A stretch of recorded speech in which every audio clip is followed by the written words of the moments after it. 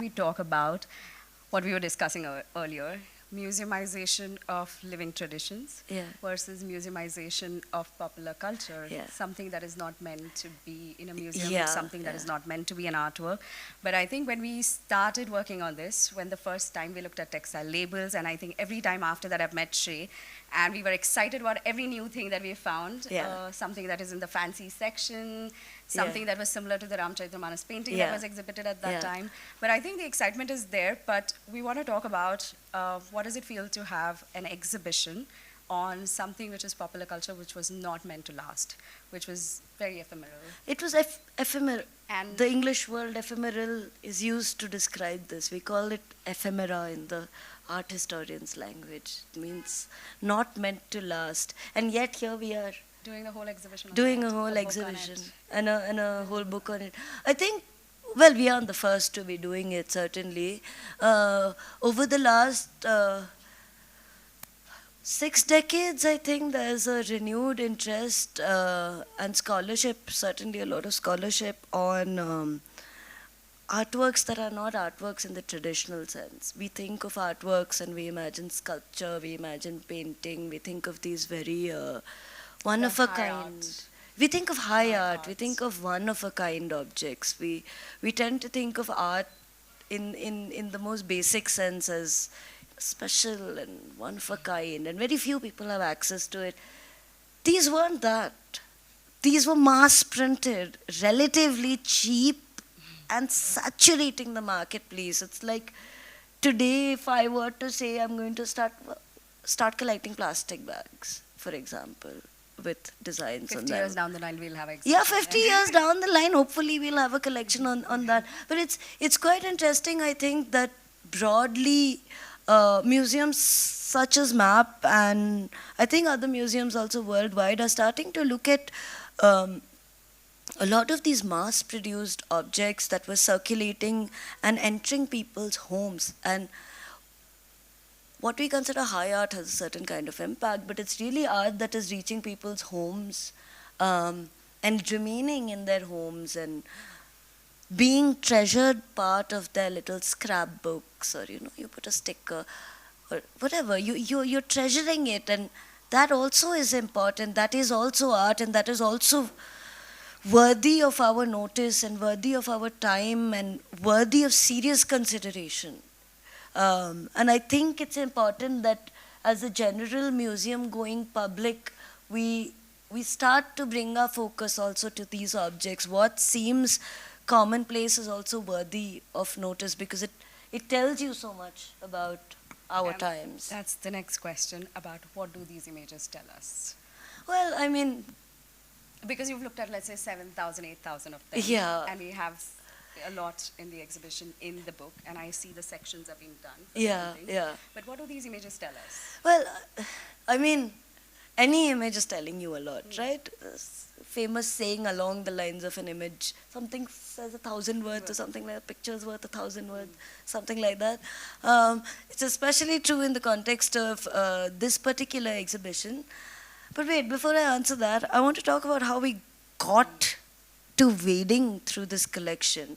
Rucha, tell them about just looking at the sheer volume of Yes, so let's say images. it's 7,000 to 8,000 objects.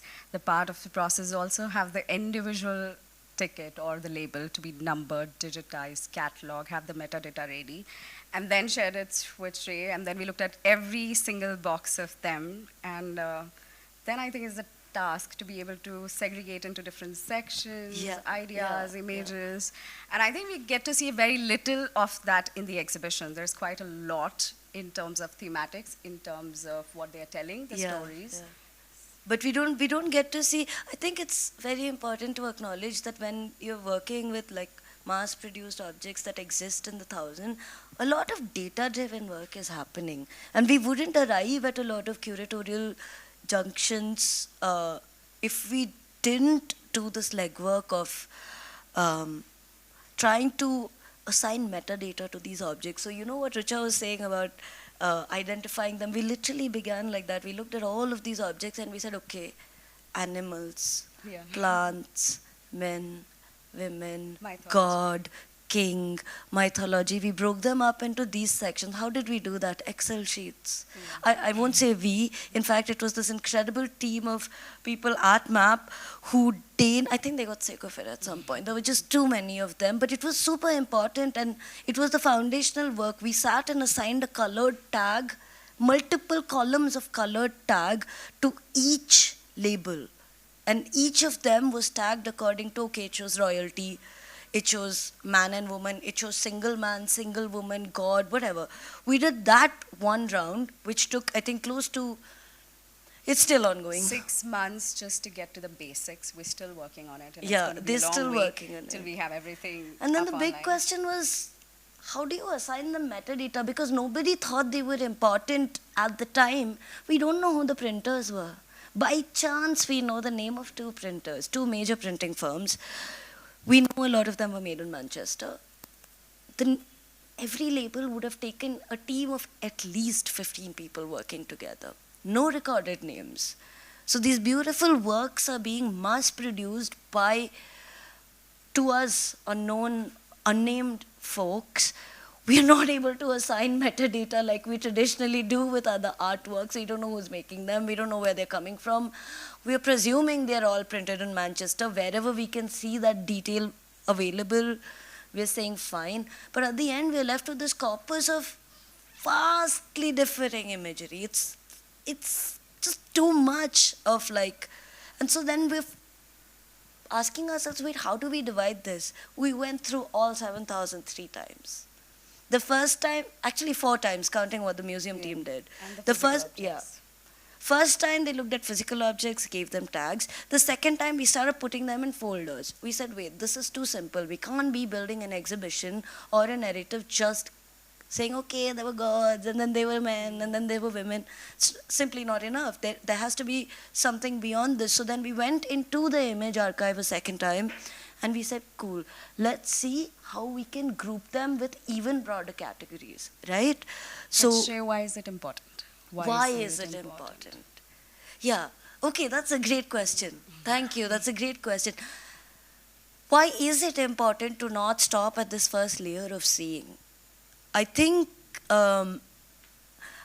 beyond just the base image of a clock or a flag or a man or a woman, you start wondering, but why a clock? And why a man? And why a woman? And why a god? And where are these coming from? We're bombarded with these questions we're asking ourselves, and we're like, you cannot, it's not so simple. Clearly so much care is being taken into producing these images. They're beautiful, they're works of art in themselves, you know, and that it's not trivial. Clearly somebody's put a lot of thought and care, and we start noticing that, okay, if tickets are going to the Amritsar market, they're putting Guru Nanak on it. They know that the Sikh population is going to find that attractive.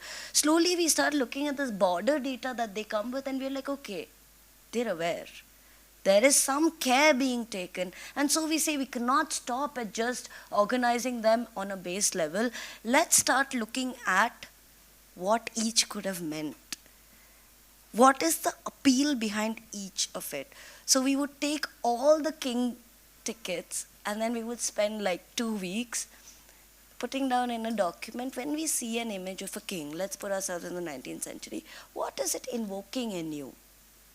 I'm feeling some pride in my past. I'm feeling attracted to the opulence of it.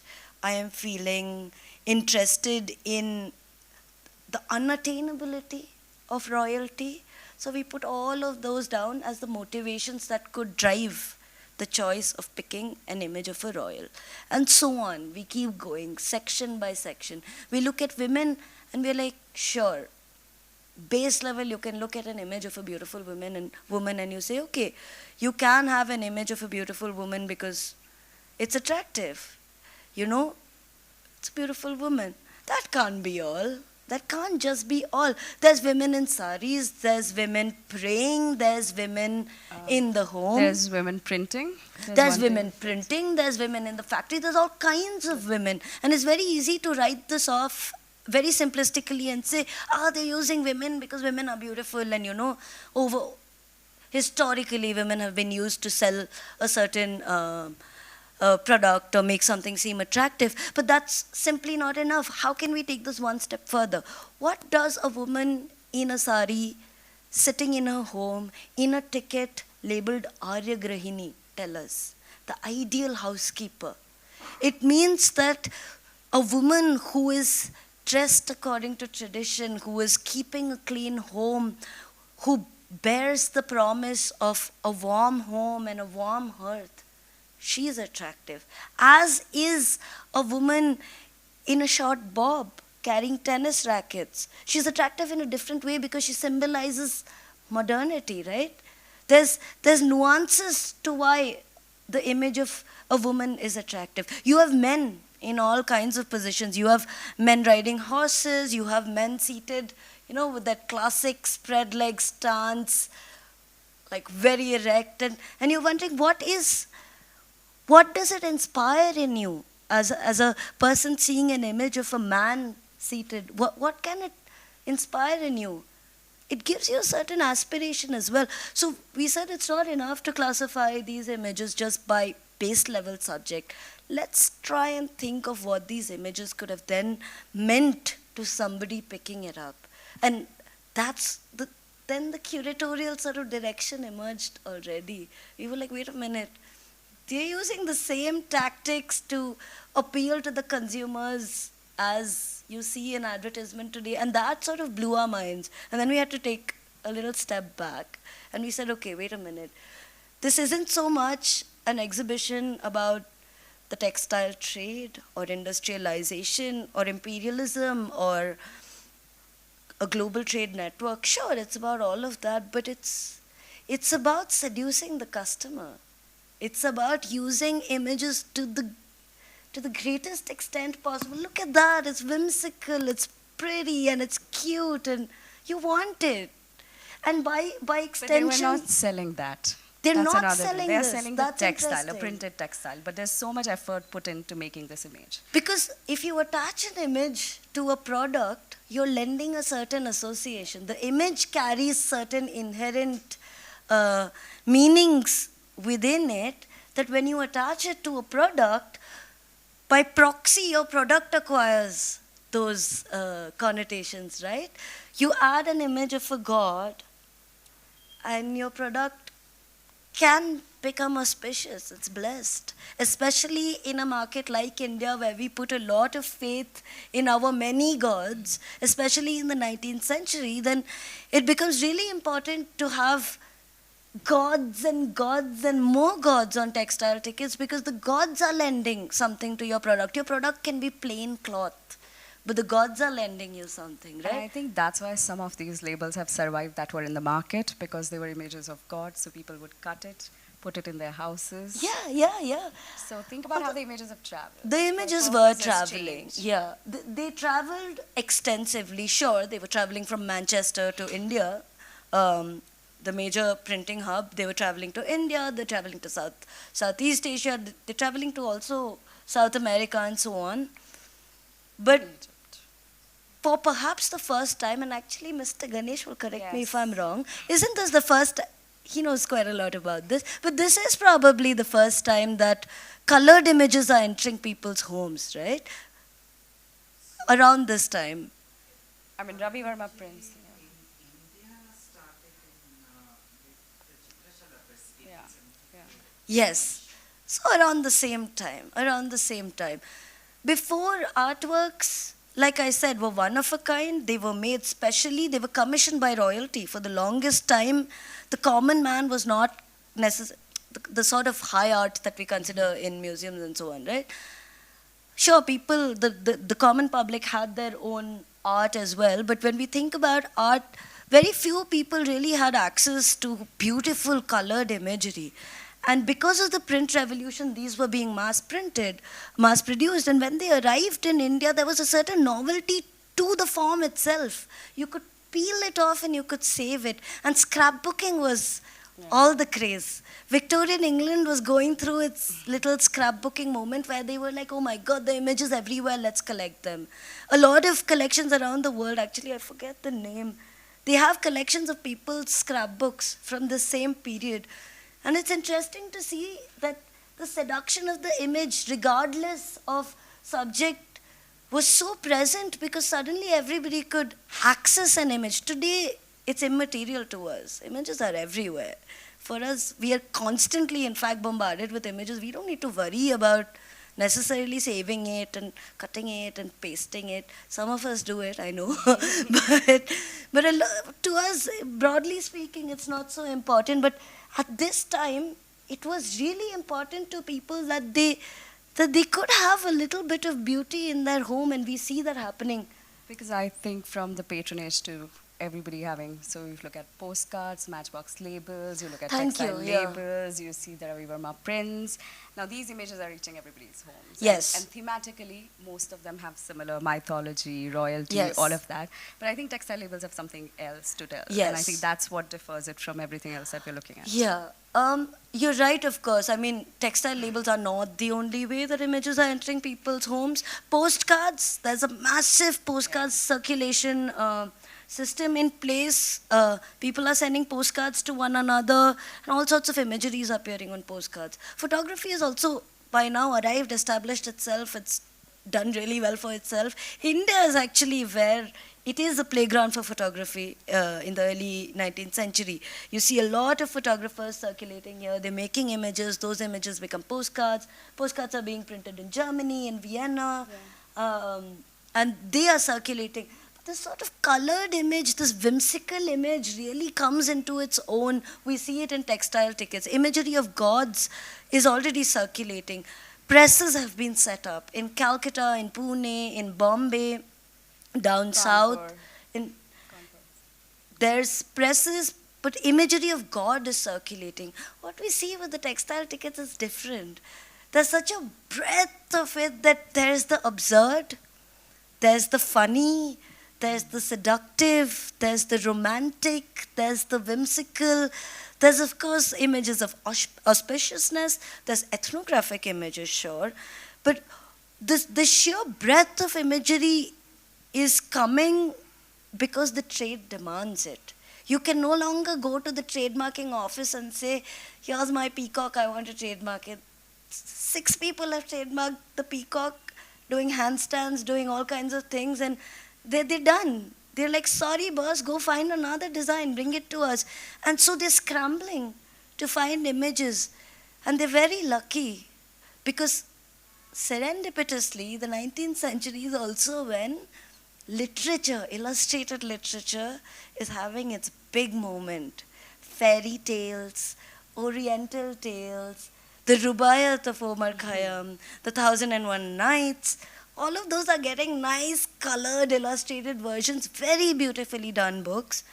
And our printmakers in Manchester are like, you know what? We're not even going to dream them up. It's available. We'll just take. They also collect from postcards. Yeah, they do. They do. Yeah. So MAP has a very interesting collection. You want to talk a little bit about MAP? Oh, actually, I want to talk about something else Yes. right now because it came in the conversation. So we did have an exhibition on postcard, and it's digitally available. So if you want to have a look at it, you can. But I want to talk about labor. I want to talk about the whole industry. The Cottonopolis is also very labor intensive. It is, yeah. Making the labels is a very labor intensive. But otherwise, the images are very, very dreamy. We don't really see that. If we don't, Shade, no. we don't see Yeah. that. And I think very little is also spoken about how much labor has gone into making all of this. Yeah. What happened to the labor after the war and when the cotton was not available, and what happened to them? Oh, So great. they're- I think, that's something we also wondered about. In fact, when we were putting the exhibition together, one of the first things we said is, who the hell is making these? Turns out nobody knows, nobody bothered to write about it. Maybe they did and it's lost, and maybe we haven't dug deep enough, but we really Sorry, I tried. want to stop.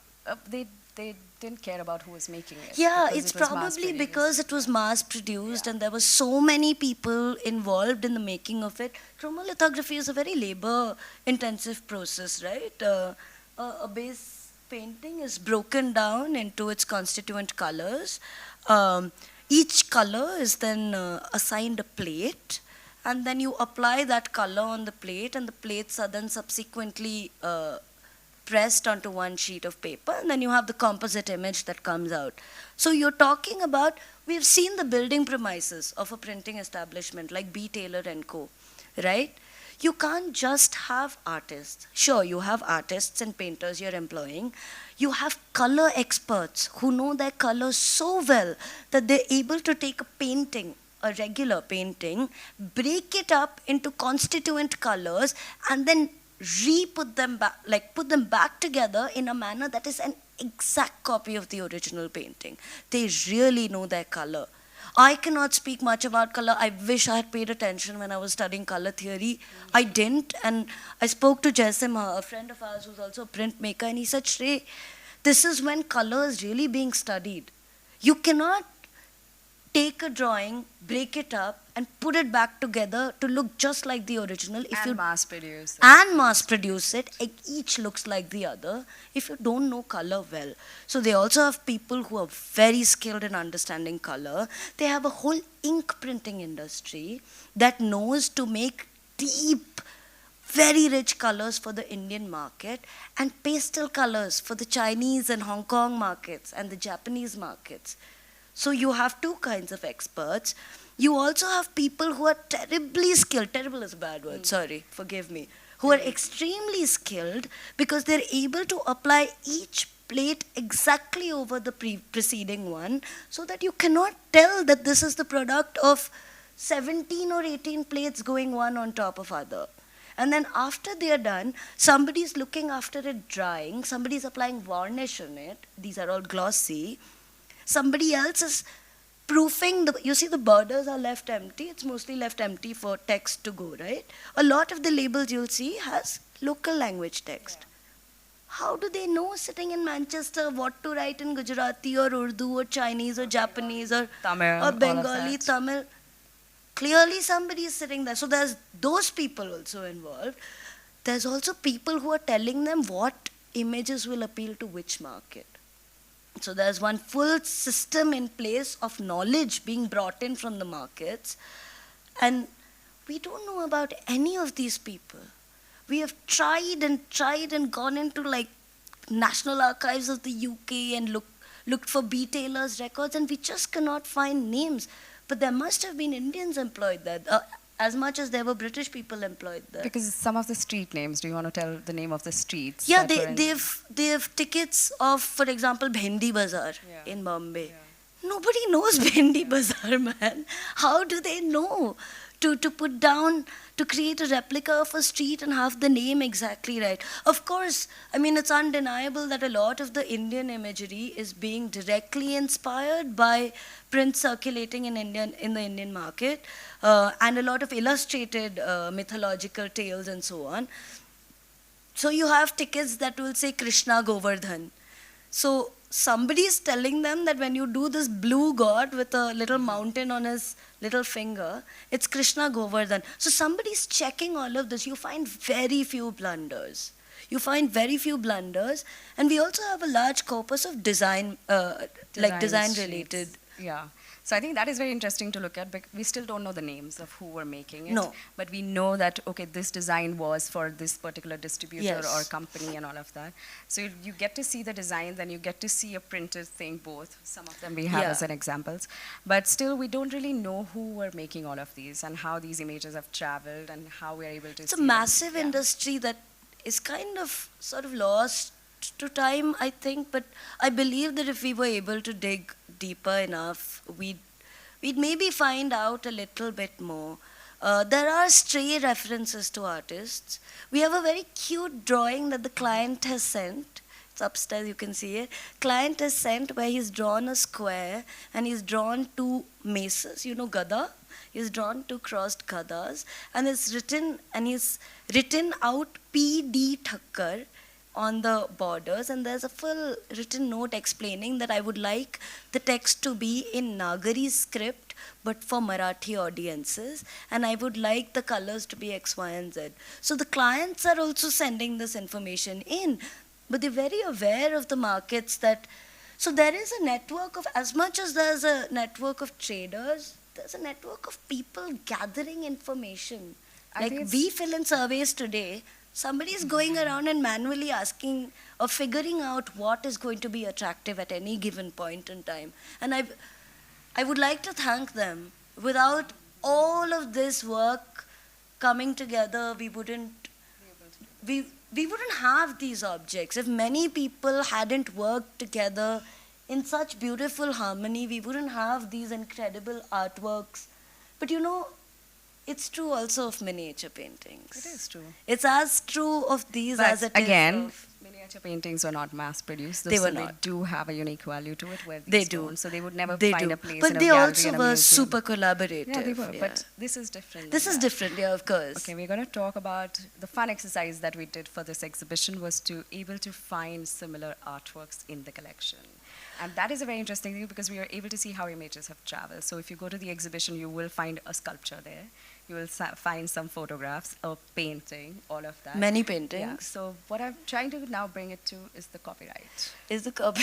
Yeah, because images have been traveling. So if you have a trademark and you're saying, okay, we want this, and we are copywriting that for us, what did What that happens to mean? the What happens original? to- Well, I mean, great question. Because they're very comfortable taking images from everywhere. They're taking Ravi Verma images, converting them to tickets. They're taking Victorian children's illustration, converting them into tickets. These are copyrighted. What happens to the copyright of the original that they have very blatantly ripped off? Nothing. I'm There's- going to look at you for an answer, a little bit of insight. Would they have known? Would the Ravi Verma press have known? But I heard that, so we have the Matchbox labels, we have the postcards, we have a lot of other print material that has the similar imagery. How is it all circulating all over the world, and Who's taking were it? there no cases? So oh my God, okay. You're ready with this. So, yesterday you brought up trademark. Yeah. You must understand that India was always considered during the colonial time and largely even now as a subaltern territory. Right? So if you looked at the laws as it applied in England, many of those laws didn't apply in India. So when the Copyright Act was actually enacted in England, it was applicable there much before it actually came down here. The Copyright Act came in there, I think, as early as in the 1870s or even earlier. But by the time the amendment took place in India, it was 1914. Was it also because we are the colony? Yes, And we the were always images could be treated. used. Okay. We were always treated as well. So in the process of which actually there is a case in 1913 in the Bombay High Court, which Fritz Leicher filed, the owner of the Ravarma Press by then, and he says, my Lakshmi is being used by all and sundry. And the High Court judge says, I'm sorry, we can't do anything because the law doesn't apply to us. Ah. But it applied there. Ah. So there was a difference. stark difference between what happened to artwork in India versus the same artwork which took place in the same artwork when it went to England. Mm. So trademarks were issued in respect of Ravi Verma prints in England, but they couldn't be issued in India until 1914. Until 1940. Until Which is 1940. interesting because a lot of the later labels also continue to copy very freely from Ravi Verma. I mean, we have a massive section of tickets that are purely Ravi Verma inspired, a lot of Dhurandhar inspired tickets. M.B. Dhurandhar, who is a painter, active at Again, the Ravi time. Verma Press. Uh, Ravi Verma Press. A lot of images coming out of the Ravi Verma press are being taken up. But it's also interesting that a lot of this images is taken from other circulating artwork at the time. For example, a 1909 painting by Maxfield Parrish beautiful painting called The Lantern Bearers, shows these little young boys with pointy hats carrying orange lanterns in the twilight. It's very beautiful. He makes it, it's an oil painting that he creates to grace the cover of an American magazine. But we find a ticket of it, except the little boys have been changed to beautiful Indian women with jewelry and whatnot. So they're very actively going out looking for imagery that can be appropriated and turned into market specific. It can be given market specific editions, and it's wanton to put it plainly. It's a wanton copying of all this beautiful imagery that's circulating, whether it's a scene from a fairy tale or whether it's Punch magazine. Punch magazine, which is a satirical magazine and which has big circulation numbers. Then images from Punch are also appearing. So it's quite interesting that whilst they are trademarking these designs which are not theirs in the first place, the originals, I don't think anybody is batting an eyelid, or maybe if they are, or maybe they might have if they knew it was happening. They knew it They was knew. happening. You think they knew? They definitely, because the 1913 judgment of the Bombay High Court says it. Mm. So India didn't. Can I bring you to 2 years ago when NFTs started getting made of images which we considered in public domain? Do you know the Singapore court issued a copyright? So if you're saying the dynamic took place in the early 20th century, it took place again about 2 years ago. What we considered public domain, and I could not have registered a copyright in India for it, the Singapore court granted a copyright for it as an NFT. Wow.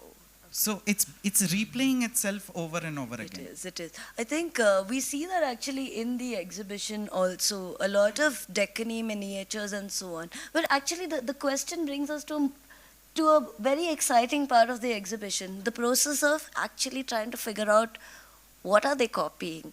Sure, these images are familiar to us, so Yeah, I that go was to a Rucha. fun exercise. Fun exercise. I go to Rucha. Rucha knows the map collection. Well, It's well. no beyond well. You can say, Rucha, do we have anything related to the Darjeeling tea plantations? And Rucha will be like, give me a day. We have 6 photographs. And she's right. She's not just pulled out 6, she's pulled out 12 photographs. So Rucha knows the collection really well. We were working together with this, and I said, Rucha, I'm convinced. And Abhishek also has told me, Shrey, we have some 2-3 tickets which are very clearly copies of, Ravi Verma's and so on. I said, Rucha, if these 3 exist, more must exist. Let's find them.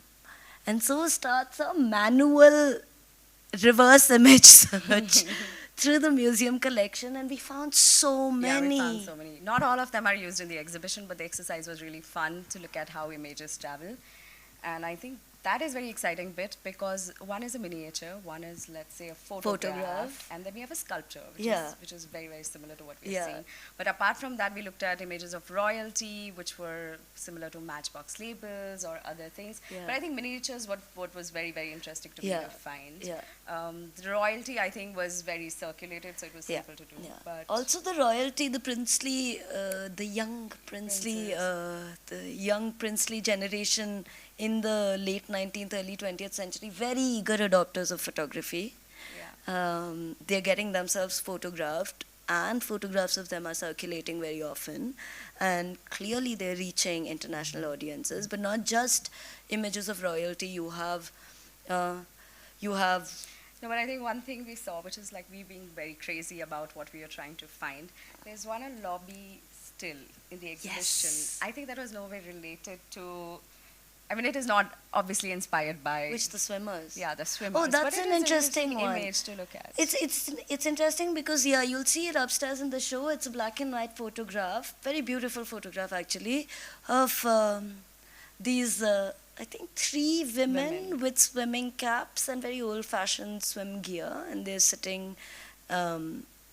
Beautiful photograph. It's uncanny how a textile label that shows swimmers shows them in similar costume and similar sort of seating postures, which tells you that there's a certain style of depiction that is circulating, right? There's a certain style of posing that is, or the woman with the flowers. So a particular genre of photographs of women is that they're going to studios and getting photographed in saris, carrying a basket of flowers Or and a puja puja thali.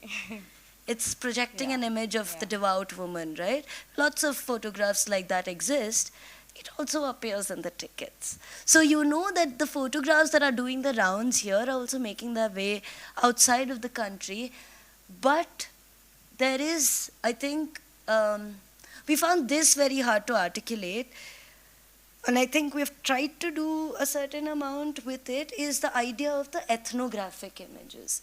So when the East India Company hands over control of India to the crown, and they need to start administering the country, they are faced, well, it's not India as we know it, but it's a larger area, and they're faced with a region that has a vast diversity of people, language, culture. They don't understand us. In a bid to understand us, so that they may govern us better, the British undertake a series of surveys of the people and the landscape. They start doing it originally using painters. They commission paintings, these are called firkas, entire albums in which they are classifying and typifying a washerman, a tailor, or whatever, by occupation, by caste, by costume, by religion. Many works are produced in the early 19th century that start classifying and sort of making the Indian recognizable by his clothes, by his costume, by the way he's dressed. So these images exist. Simultaneously, they are covering the breadth of the region, photographing the land so that they can harness it for economic purposes, to build roads, to build buildings and so on, and also to know what they have, because now it all belongs to them. And these images are also created with a certain aesthetic in mind, right? These images show a very overgrown India, an India that is slightly exoticized, an India that is full of, temples and snake charmers and these odd, quirky looking things, because it gives them more of a reason to say they deserve to have us come and civilize them. Look at this overgrown place. We will come and bring order to it. The empire's mission is to bring order, right? And these images are helping them to justify that to a great extent, as much as they're a means to understand what the country is about. And we have a lot of that in the We do map have a lot of collection. We have what? Photographs, We have paintings. photographs, we have paintings, we have postcards. We have a that were in huge the photography exhibitions, yeah. collection of these sort of images. So obviously these images inform what the world is thinking of India. The world's idea of India is being shaped by the images that the British are making of India. And the printers in Manchester have access to those images. And they're like, well, Indian customers will like images of other Indians and Indian sites. So they feed that same imagery back to us. And so there is a circularity of imagery happening where the colonizer is creating a certain vision of the colonized. That idea of the colonized peoples is circulating in the world, and that same imagery is appearing on tickets a lot and is coming back and feeding our own perception of ourselves. So where we might have looked at ourselves a certain way, we are starting to perceive ourselves through the eyes of the colonizer. And that is a very interesting thread running through this exhibition that you will see. I wish we could have shown more, but visually there's too much in this exhibition already. But I think the collection at MAP The supports collection this. will be digitized, will be accessible online soon. So you can check all the 8,000 objects. But we're trying, I think, We're working on it. we're It's in the trying to last bring stage. these narratives out as well with the programming at MAP, is try and look at why images of the country were made in a certain way. We have large, beautiful collections, exciting collections, interesting collections, which I'm very envious that you get to look at, all of you in the museum. Get to see them every day in person. But it's very interesting to sort of understand how we came to look at ourselves the way we do No, so for a long I want to period. talk about it a little bit. Like we did the Maika exhibition, the Forgotten Souvenir, then we did the like we had the postcard, the Mica exhibition, we're doing textile label. It's very interesting to see how in these popular imagery that were created or circulated, we're able to see what was happening, to be honest. It's not just about visual culture, it's also about the culture around. Yes. It is also yes. about what was happening socially, economically, all of that. Yes. On one side, when you have mythological images, you also have laborers carrying goods, Yeah. traveling through these mythical mountains, I Yeah. guess. So I think it's interesting to see how all of them, when you put together, what is happening through the images. It's telling you what is is telling a lot. happening. At the time you see images of the Indian tricolor start to appear on the tickets. You see images of Bharat Mata. I can't forget, sorry, one textile one? label, which is the map of India, but you have a goat and a cow.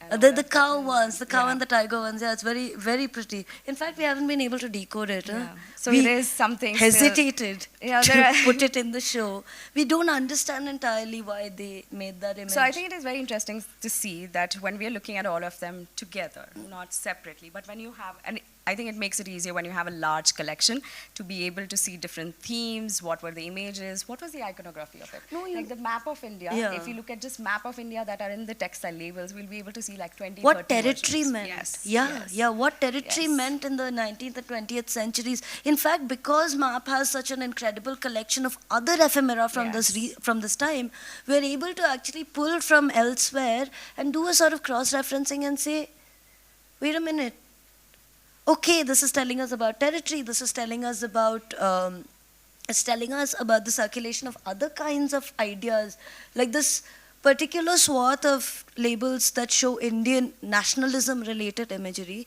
is a clear marker of the times.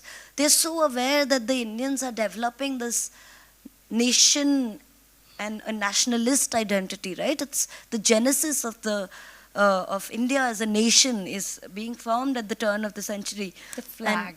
And The flag is depicted. You so see differently. the progression Yeah, of the flag. The fact that it had a charkha at the center of it, you know, it had the The color, no blue color.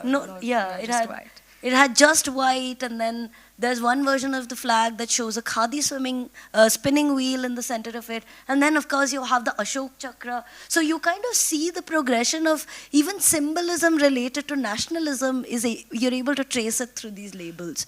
But what I really like is that regardless of which way you approach these textile labels, regardless of how frivolous the imagery may seem at first glance, it's very certainly telling us a lot about the times that they were situated in, and they beg a closer reading. It is not enough simply to look at an image and say, wow, so pretty. No, but There is, every image carries within it so much meaning, so much intention, and Sorry, I hope that with this exhibition that people come in and able to find much more than what we've been able to I read know, through it. yes, That yes. they come back to us saying that, oh, this is the label I saw and I think this is something I read about it. And Somebody this is already related. did that, yeah, So I actually. feel this is what we intend to do with the exhibition like that. And why Yeah, it's- I don't think we have decoded all of it to its entirety at all. And we've only worked closely, we're showing 400 of them. and it's just 2 years with the book. There's 6,000 more waiting to be displayed. And the sheer range is quite exciting. And we want audiences to walk in and pick something up and say, oh my God, I know what this is. Yeah. Please come tell us. Yes. Find somebody from the museum and tell us. Or write to us and we'd be more happy to see how these stories unfold. Yeah. Do you want to open for questions? Yeah, open for questions. I think we've spoken enough. Please, first one. Yeah. You, Mr. Ganesh. Yeah. You almost put me on stage. We saw you taking copious notes. I would also like to, since you're here, one of the first people we spoke to was Mr. Ganesh Shivaswamy, who has done an incredible amount of research on on popular art, and especially with a focus on Raja Ravi Verma and the prints and so on. And he really pushed us in very interesting directions by telling us, you know, the presses were operating here also. Print is circulating here. And thank you. That first boost of confidence came from you. And I'm so happy to see you here. Maybe, yeah. Questions, please. I'm going to turn this off. Any questions? No questions.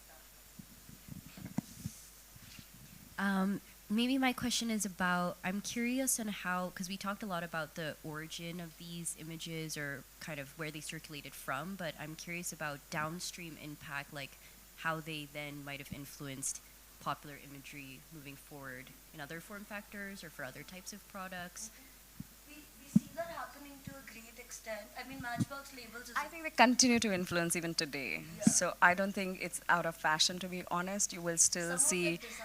Yeah, I think it's still the font. I feel the typography still is the colors, the borders, the format. I think it's still continue to be used in a different format. In fact, they chose these colors. They call them India colors. They chose for the Indian market these deep colors, and somewhere that. Oh, I'm so sorry. I turned it off. I think that the influence of the design language, of course, is present. You see it to a great extent. But what happened was sort of a trickle down. First of all, textile labels, and I think, and I cannot be 100% sure, so take this with a grain of salt. Maybe I'll come back in another 2 years with more research. But we think that after a while they stop being so elaborate. In fact, we have images in the inner room that support this. They stop being elaborate because the minute I think they might have realized that if an image was memorable enough and had enough recall value, you didn't need to paint it, you didn't need to like circulate it in these extremely complex forms anymore. You could just compress it down to its purest, minimalist, sorry, that's not a good right word, but into its most simplest form and circulate it. So what would have begun as a very elaborately colored cock on a label eventually becomes a black and white cock, and everybody recognizes that it's part of X brand or Y brand. You know, the textile labels were also not circulating just by themselves. There were other stickers also appearing with a lot of design and ornamentation and so on. We see to a great degree the colors, I feel, were retained in the match design to this day. They stop being elaborate. Textile tickets start disappearing. It's because of the industry was in decline, the war. I It think is. all of that It is a little bit because contributed of to that, but I think also they realized that once you had established yourself, your symbol becomes recognizable enough that you can simplify it and pare it down and leave out all the other details, which you'll see in the inner room actually upstairs. We have a few examples of that happening. You go from these very elaborately colored tickets to like a small square of that symbol, right? I wish we had more time to study in a greater way the subsequent impact on advertisement. It's a subject begging to be studied, not to say that scholars aren't studying it, but it also comes with its challenges. Only when we have vast bodies of collections, of collected objects to work with, only when people care and collect and archive are we able to study and make and arrive at conclusions. And Yeah. I wish we had more of these popular advertisements. But there are scholars doing lot of very interesting work, and I hope we'll see more of these. Yeah. Sorry, that wasn't an answer, but I hope it was some part of an answer. Thank you. I have a doubt on the evolution of the design. Yes. Is it same with Matchbox art? Like it started with just serving a purpose, then it evolved to attract more people. Like, is this the same? It's both at once. Okay. The trademark law, which is passed, a trademark act, which is passed in 1875, says you need to come to us with either a unique word or a unique image or a combination of the two, and we'll give you a registration number. I think what happens, and again, we don't have solid information backing this up, and this is conjecture, is that what happens is somebody arrives at one design, at this sort of format, and everybody else realizes that it's kind of perfect. Because, I think Dr. Jyotindra Jain says this, one of the first texts we read, he says, it is likely that they used a lot of imagery, and imagery is given prominence because they believe their intended consumer to be unlettered. They presume that you cannot read. And so they know that the image is going to play a major role. But of course, then your image is also your trademark, so it allows you to play around. Nonetheless, and then the borders, of course, are functional. They carry a lot of data. They tell you the name of the agency, they tell you what mill it's coming from, they tell you about the origins. And so when you read the two together, you're inclined to make a certain set of assumptions about a product. And then, so it begins as a trademark, develops into this, everybody is adopting this design. We see small variations. We have tickets that don't have borders, for example. We have tickets that incorporate a space for meters and yardage in them. There's tiny variations, but this image having prominence is, broadly this sort of format is adopted by nearly everybody working in the textile trade market. Yeah, please. Thanks.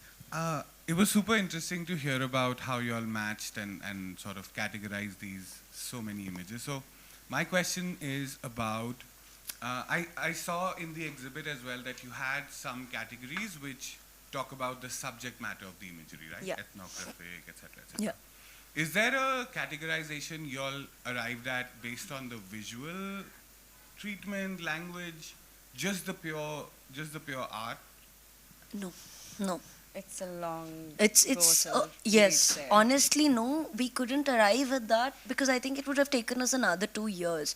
Also, we are dealing with one portion of it. We didn't even study the other labels that came with it. I mean, there's a whole section of textile labels we just simply couldn't study.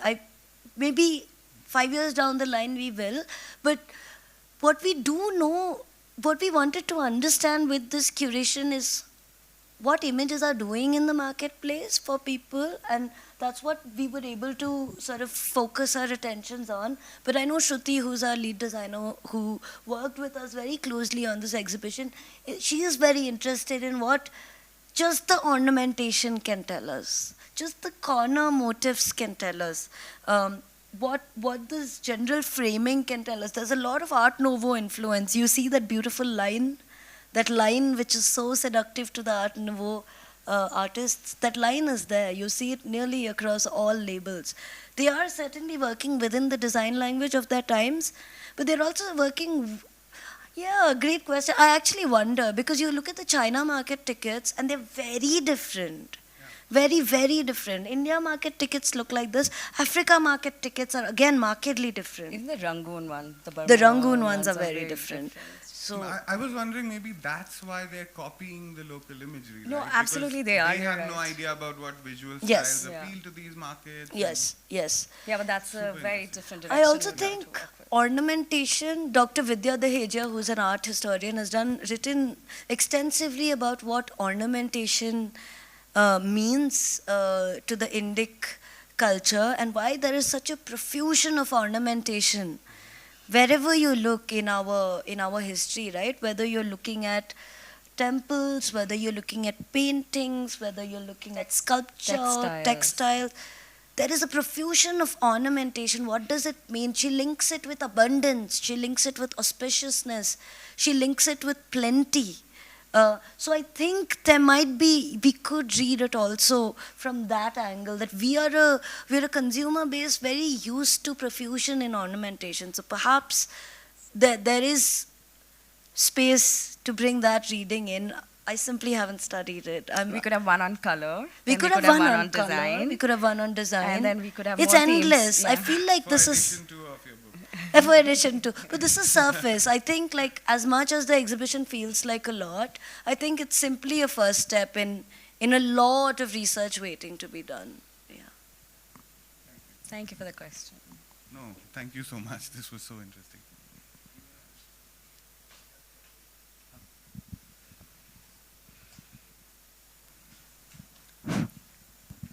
Hi. I'm curious to know how you think this applies to the current day and how advertising in today's world with digital media, multimedia, things like this are playing a role in our idea of ourselves. Yes. I also want to say that if you look at some of the labels, the fun labels, they could actually be a GIF or a reel or a meme right now, isn't it? Our design team loved it. They have 100 ideas. Sneha can attest to that. Yeah. Well, I mean, coming back to it, see, if you look at the three broad categories of what we found are the standout themes in selling a product. One is the idea of the old and nostalgia and culture and legend and belief. That is evergreen. It's going to have a pull on you. It had a pull on the audiences then. Even today, this idea of a past is very seductive to us. You see it in advertisement, right? The idea of the new, the idea of the unknown is exciting. That is also used to sell products to us to this day. Why are we buying salt toothpaste and salt toothbrushes? I mean, आपके toothpaste में नमक है became a big deal. This was new. It was new, and we were like, I want salt in my toothpaste. Who knows what salt does? Anyway, the idea of something new is, of course, attractive to you. And then the last is the promise of escape. Advertisement to this day play on offering you an escape and a respite from the mundanity of this world, whether it is through romance and reveries, whether it is through a joke, whether it is through the absurd image, whether it is through a whimsical image. You look at it and you feel like it can offer you escape from the banality of your life. And so you're buying a product, right? We might not consciously know that we are buying it because of that, but But it is there. Subconsciously, it's sort of there. And I feel like these tenets were true then, they are true now. And which is why I feel it's quite fun for us as consumers who are fully being studied and algorithmized, and our buying choices are no longer our own. I don't think they've ever been. We've always been pushed to desire something by packaging, with labeling, with color, and all of that stimuli shapes our choice. And I think I ended my walkthrough yesterday by telling everybody, go around the exhibition and try and pick a favorite. Okay, and what you pick, it's going to tell you a lot about both yourself, your own psyche, but also your consumer behavior. Shreya, What which you is your find favorite? attractive. Everybody asks me what my favorite is. Mine are there's 2 eggs. There's 2 tickets of eggs, 2 very different tickets, and I'm very attracted to them because I've been asked to eat eggs. Protein. See, there we go. I don't eat breakfast. I've been asked to eat eggs, and every day I begin my day with boiled eggs, and I just fell in love with the egg tickets, and I'm buying very expensive eggs. My life has become about eggs to a great extent, and see, it's kind of telling. Yeah, you can take your time with the exhibition, let something speak to you, and do a little thought exercise, and it'll tell you quite a bit. Please reach out to us or write to us if you find something interesting you'd Yeah, like to please share do. with us about it. And I hope you pick up the book. Yeah. All of this for the book. Yeah, all this for the book. Yeah. Okay, I think. Thank you so much for being here.